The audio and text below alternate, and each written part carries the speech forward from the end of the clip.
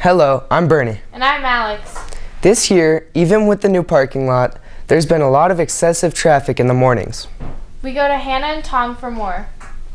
Tardiness seems to be a common theme throughout our high school. We went and talked to Jerry Law about traffic and how it affects students' ability to get to school on time. There's pedestrian traffic, there's vehicle traffic, and the big thing I think is to avoid the rush hours and go early, stay late, walk when it's more convenient. Some students are still struggling with getting to school on time because of traffic.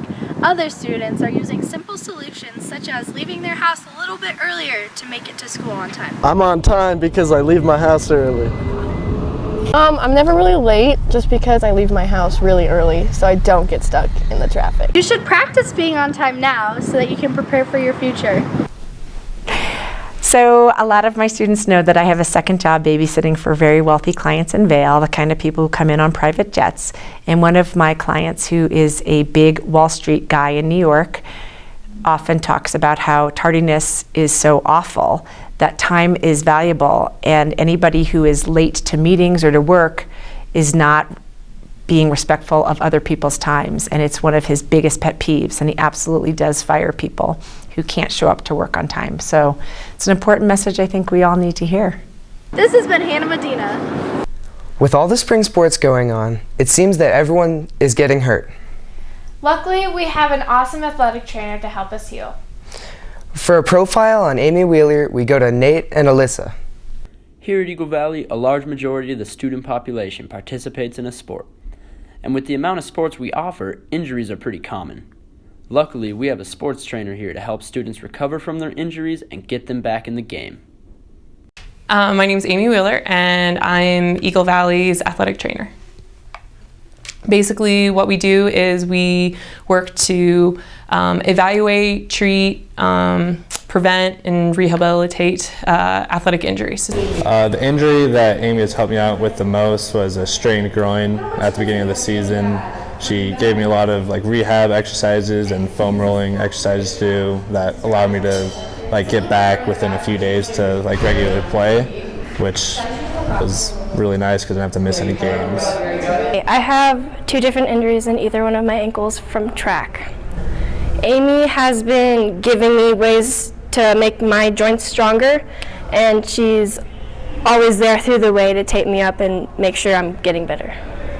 Pretty much starting in Access, the chaos starts, and that's when everybody comes in, they get their injuries taken a look at, and then we set them up with a rehab program if needed.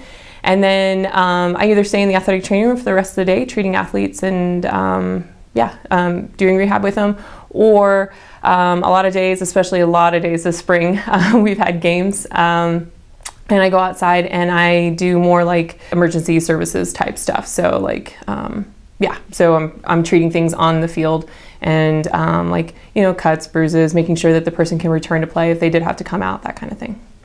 Being an athletic trainer also has its challenges.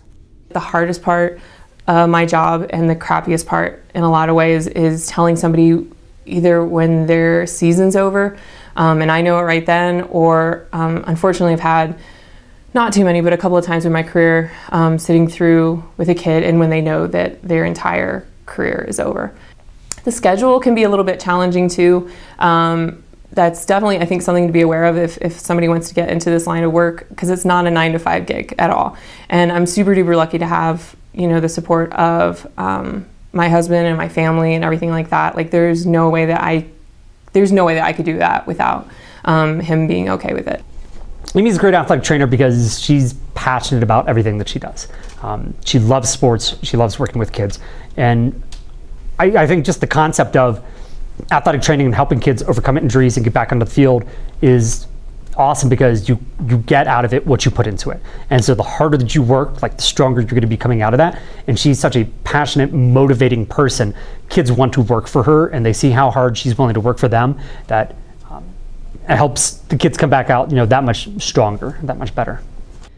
Amy hopes to take her knowledge and skill of helping athletes beyond high school sports and hopes to educate future trainers just like herself.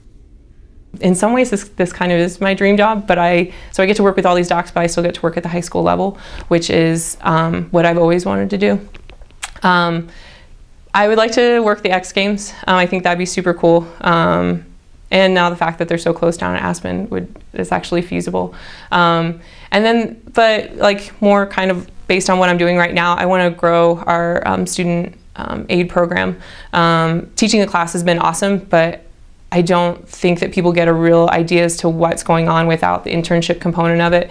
So having more people on the sidelines with me and giving them the chance to figure out whether or not this is something they really want to do or not. Because I was given that opportunity and I want to, kind of pass that on. So. This has been Nate and Alyssa. Thank you for joining us this week on EVTV. See you next time.